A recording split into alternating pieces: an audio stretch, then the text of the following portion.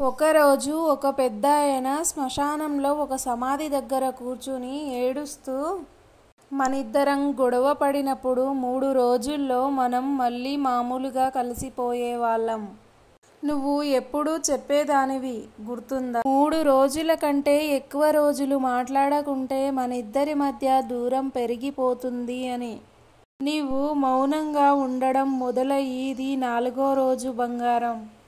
లే, మొండికెత్తకుండా నాతో వచ్చేయమ్మా అని ఏడుస్తున్నాడు అంట.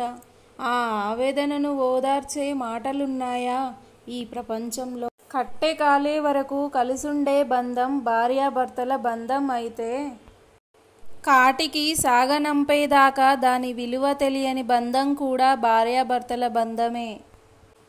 భార్య బ్రతికుండగా సరిగ్గా పట్టించుకోని భర్త కూడా భార్య చనిపోయిన తర్వాత ప్రపంచానికి తెలియని దుఃఖాన్ని లోలోపల దాచుకుని కుమిలిపోయే మగవాళ్ళు కూడా ఉన్నారు. నచ్చితే ఒక లైక్ ఇచ్చేసి వెళ్ళండి ప్లీజ్.